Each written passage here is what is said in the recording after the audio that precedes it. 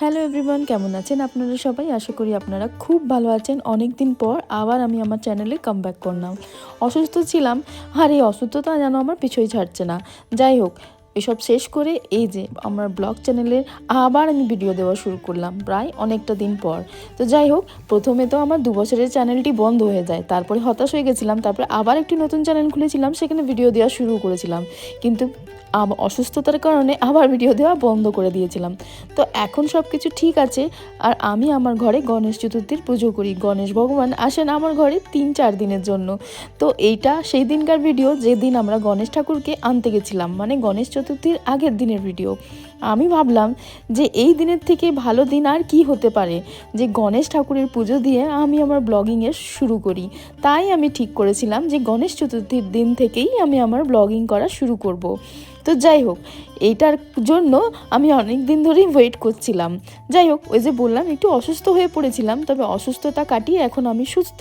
আর এই যে সেই দিন সন্ধ্যাবেলায় গেছিলাম গণেশ ঠাকুরকে ঘরে আনতে। এত সুন্দর মূর্তি চারিদিকে, যেটাই দেখছি সেটাই পছন্দ হচ্ছে। ঠিকই করতে পারছিলাম না কোন গণেশ ঠাকুরকে বাড়িতে নিয়ে যাব। যে কোনো একটা জনকে নিয়ে গেলেই হয়, কিন্তু তবুও ওই যে বলে না, যেটার দিকে মন পড়ে যায়। তো অবশেষে খুঁজতে খুঁজতে আমাদের গণেশ ঠাকুর পছন্দ হলো। আর এই যে হলো আমার গণেশজি, আর এনাকেই নিয়ে গেছিলাম ঘরে।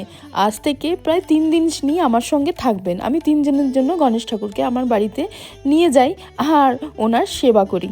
তো চলুন এবারে ওনাকে আরতি করে আমাদের বাড়ি নিয়ে যাই। আর দেখা হচ্ছে কালকে সকালে গণেশ চতুর্থীর দিন।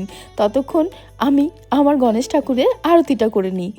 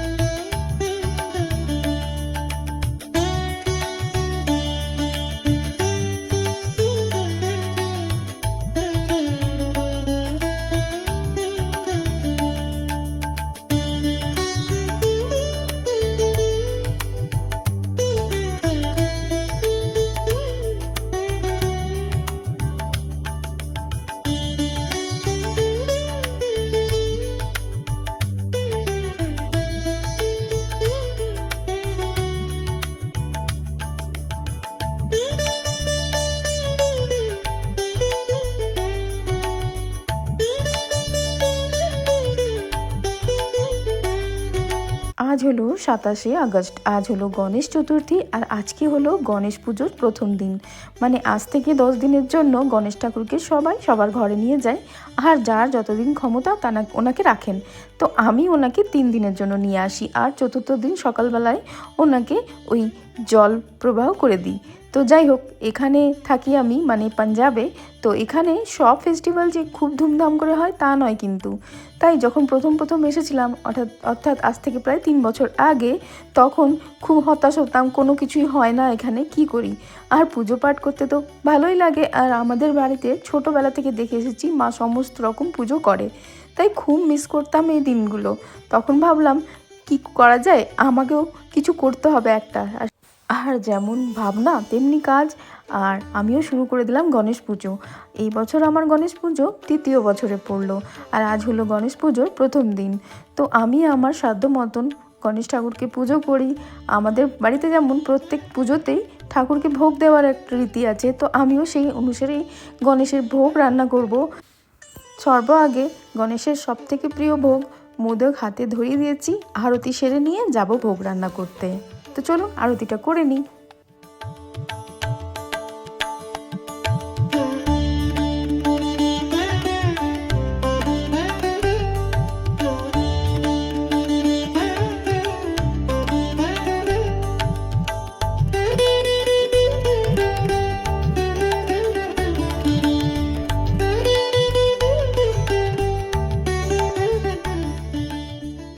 আর এখন বাজে ওই দুপুর 2টোর মতন। গণেশ ঠাকুরকে ভোগ দিয়ে দিয়েছি, ভোগ নিবেদন করে এবারে আমরাও আমাদের খাওয়া দাওয়া সারবো। আর এই 3 দিন গণেশ ঠাকুরকে যে ভোগ দিই আমরা সেই প্রসাদ হিসেবে গ্রহণ করি, আমাদের জন্য আলাদা করে আর রান্না হয় না। আর আজকে হলো 28 আগস্ট, অর্থাৎ দ্বিতীয় দিন গণেশ পুজোর। আর সকাল সকাল উঠে গেছি, এখন বাজে সকাল 6টার মতন, আর বেশ অন্ধকার অন্ধকার আছে কিন্তু। তো চলুন স্নান টান সেরে নিই, আর স্নান সারার পর এবারে গণেশ ঠাকুরকেও স্নান করিয়ে পুজোতে বসি। তো ওই যে বললাম যে এখানে সমস্ত কাজ নিজেদেরই করতে হয়। একটা ওই পণ্ডিত মশাই ভেবেছিলাম ডাকবো, সেটাও হলো না, খুব অসুবিধা। ওনাদের অনেক দিন আগেই বলে রাখতে হয়, এখানে এমনিতেও কম পাওয়া যায়। আর মানে পণ্ডিত মশাইয়ের সংখ্যা অনেক কম যারা বাড়িতে এসে পুজো করে, আর তাদের বলতে হলে সেই প্রায় 1-2 মাস আগে থেকে বলে রাখতে হয়। যাই হোক, আমরা নিজেদের মতনই পুজোটা করে নিই চলুন। আর এই যে গণেশ ঠাকুরের দর্শন করুন আপনারা, আর আমরাও সকালের আরতিটা সেরে নিই।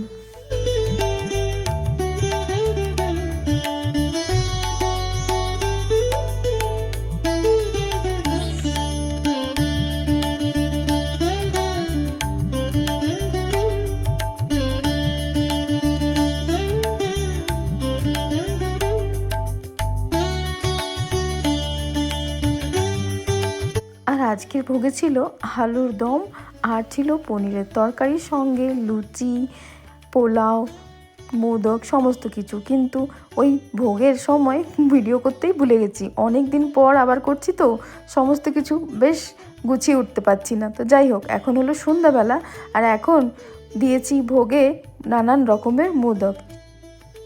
আজ হলো 29 আগস্ট, আর আজকে হলো তৃতীয় দিন গণেশ পুজোর, অর্থাৎ আজকের দিন অবধি গণেশ ঠাকুর আমার বাড়িতে বিরাজমান। তারপরে কালকে সকালবেলায় ওনাকে জলপ্রবাহ করব। তাই সকাল সকাল চায়ের কাপ হাতে নিয়ে উঠে পড়েছি। আজকেও সকাল সকাল উঠেছি, রোজই সকালবেলায় ওঠা হয়, ওই যে অফিসের তাড়া থাকে। তো যাই হোক, আজকে সকালে একটু বেশিই ওঠা, কেননা গণেশ ঠাকুরের জন্য, গণেশ ঠাকুরের প্রিয় ভোগ বানাতে হবে যে। তো আজকে দিয়েছি গণেশ ঠাকুরকে পনির বিরিয়ানি। আমি গণেশ ঠাকুরকে রাখিও বাঁধি, তাই গণেশ ঠাকুরকে আমি বলি গণাদা। তো আমার ভাই তো একমাত্র ভাই, মানে আমার একটি মাত্র ভাই, আর আমি হলাম বড় বাড়ির। আমাদের বাড়ির বড় হিসেবে আমরা গণেশ ঠাকুরকেই মানি। যেহেতু ও আমাদের বড় দাদা, তাই আমার কর্তব্য এই কদিন উনি এসেছেন আমার বাড়িতে, ওনার প্রিয় খাবারগুলো ওনাকে বানিয়ে দিই। ওই যে দুপুরবেলার ভোগে দেখলেনই কী কী দিয়েছি, আর এখন বানিয়ে দিলাম ড্রাই ফ্রুট আর বেসন আর আটা ঘি দিয়ে দারুণ লাড্ডু, কেননা গণেশ ঠাকুর তো কালকে চলে যাবে। তো চলুন ওনাকে লাড্ডু খাইয়ে সন্ধ্যের আরতি সেরে এবারে বসে অপেক্ষা করা। আর অপেক্ষা 1 বছরের, আবার 1 বছর পরে তিনি আসবেন। কালকে সকালে উনি চলে যাবেন। আর এই 3 দিন যে কিভাবে কেটে গেল বুঝতেই পারলাম না। নানান রকমের কাজকর্ম, ভোগ রান্না, ব্যস্ততার মধ্যে 3 দিন কেটে গেল। কাল থেকে আবার নিজের জীবনে ফিরে যাওয়া, ওই অফিস ব্যস্ততা, কাজকর্ম সবের মধ্যেই আবার বছরে দিন গোনা, কবে গণেশ ঠাকুর আমার বাড়িতে আসবে।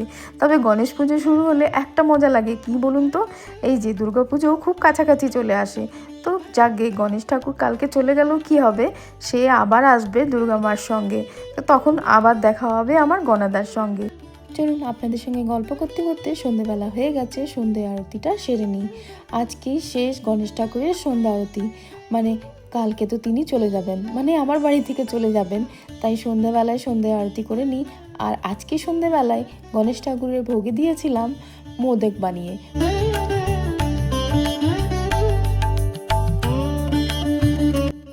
আজকে হলো শেষ দিন, মানে 30 তারিখ, চতুর্থ দিন গণেশ পুজোর। আর এই দিনই আমি গণেশ ঠাকুরকে জলপ্রবাহ করে দিই, মানে বিসর্জন করে দিই। এখানে জলপ্রবাহ বলে, তাই আমার মুখ থেকে বারবার ওই কথাটাই বেরোচ্ছে। আর আজকে সকালবেলার আরতি শেষে গণেশ ঠাকুর পাড়ি দেবে নিজের বাড়ি, নিজের মা বাবার কাছে চলে যাবেন তিনি। তো চলুন সমস্ত ঘরে ঠাকুরদের আরতি সেরে নিই, আর তারপরে একটুখানি অপেক্ষা, তারপরে চলে যাব আমরা নিয়ে গণেশ ঠাকুরকে জলপ্রবাহ করতে নেহেরে।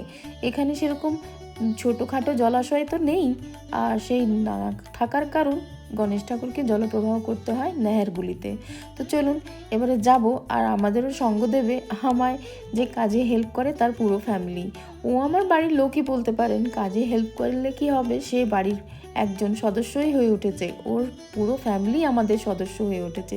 তো চলুন তারা আসবে, তাদেরই অপেক্ষা চলছে। সমস্ত ঘরে আরতি করা হয়ে গেছে, আর গণেশ ঠাকুরের কাছে এবার 2-1টা ফটো তুলে নিই। এবারে তো আবার 1 বছর পর আসবে, তখন আবার ওই পুরনো স্মৃতিগুলো ঘেটে ঘেটে দেখব। তো যাই হোক, চলুন গণেশ ঠাকুরকে এবারে নিয়ে যাই, সমস্ত বাড়িকে দর্শন করিয়ে এবারে গণেশ ঠাকুরকে নিয়ে যাব আমরা সঙ্গে করে জলপ্রবাহ করতে। বিসর্জন কথাটা বলতে যেন আমার ভালো লাগে না, কেননা বিসর্জন কথাটার মধ্যে লুকিয়ে আছে ওই বিষাদের সুর। কোনো পুজো বা কোনো জিনিস আসছে আসছেই ভালো, তাই না? আসছে আসছে ভালো লাগে অপেক্ষা করতে, কিন্তু এলে একবার টুক করে দিনগুলো কখন যে শেষ হয়ে যায় বোঝাই যায় না। তো চলুন আমার গণাদাকে কোলে কোলে নিয়ে এবারে বসবো গাড়িতে। আর ওই যে নেহেরটি একটু দূরে, সেখানে যেতে হবে। আর ওই যে গণেশ ঠাকুরের সবচেয়ে ক্ষুদে সদস্যটাকে দেখলেন, সে ঘন্টা বাজাতে বাজাতে আমার পিছন পিছন আসছে।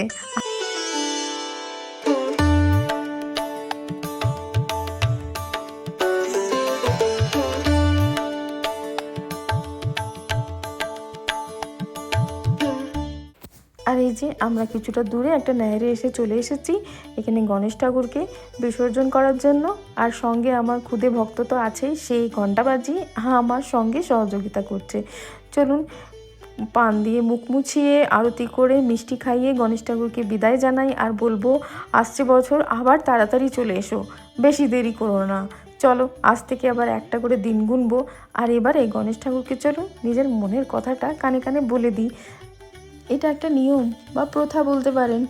নিজের মনের ইচ্ছে পূরণের কথা গণেশ ঠাকুরকে কানে কানে বললে আর অন্য হাত দিয়ে কানটা চেপে রাখলে তিনি সব কথা মন দিয়ে শোনেন আর তারপরে সেটা পূরণ করেন।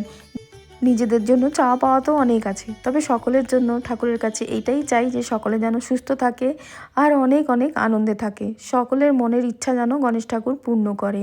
তো চলুন একে একে সবাই সবার মনের ইচ্ছে পূরণের গল্প করে নিচ্ছে গণেশ ঠাকুরের সঙ্গে। আর এই ক্ষুদে সদস্যও বাদ যাচ্ছে না, সেও তার মনের অনেক ইচ্ছে পূরণের গল্প করে নিল গণেশ ঠাকুরের সঙ্গে। তো একে একে সবার কথা শুনলেন তিনি। এইবারে প্রভাতের পালা ও শেষ আরতিটা সেরে নিয়ে গণেশ ঠাকুরকে নিজের মনের ইচ্ছে পূরণের কথাটা বলুক। আর ততক্ষণ একটু আমরা চোখ ভরে দেখি ওনাকে। সত্যি মনটা খুব খারাপ লাগছে। মন খারাপ হলেও মনে একটু একটু আনন্দ হচ্ছে, কেন জানেন? গণেশ পুজো আসা মানেই মা দুর্গা আর কিছুদিন পরেই আসবে, আর মা দুর্গার সঙ্গে আবার গণেশ ঠাকুর আসবেন। তো চলুন এবারে ওনাকে জলে বিসর্জন দিই। তবে এই নেহেরগুলোতে নিচে নামা যায় না, এগুলো অনেক অনেক গভীর হয়, আর এখন জলও প্রচুর। তাছাড়া হিমাচল আর আমাদের পাঞ্জাবের অবস্থা বেশ খারাপ। এখন পাঞ্জাবেও চারিদিকে বন্যা, আর বৃষ্টি থামছেই না। তবে এখন একটু বৃষ্টিটা থেমেছে। তো চলুন এবারে জলপ্রবাহ করি ওনাকে, আর ভগবানের কাছে প্রার্থনা করি খুব শিগগিরই যেন হিমাচল প্রদেশ, উত্তরাখণ্ড আর পাঞ্জাবের পরিস্থিতিও খুব তাড়াতাড়ি ঠিক হয়ে যায়। তো চলুন গণেশ ঠাকুরকে জলপ্রবাহ করে দিয়ে এবারে বাড়ি ফেরার পালা। আর আমার ব্লগও গণেশ ঠাকুর শুরু করে দিয়ে গেলেন। এবারে একের পর এক ব্লগ আসবে। আপনারা আগে যেমন আমাকে ভালোবাসা দিতেন এখনও দেবেন, আর আমাকে সাপোর্ট করবেন। তো চলুন এবারে ব্লগ করলাম এখানেই শেষ। আর আমার ব্লগ ভালো লাগলে লাইক কমেন্ট শেয়ার আর সাবস্ক্রাইব করে দেবেন। দেখা হবে পরবর্তী ব্লগে।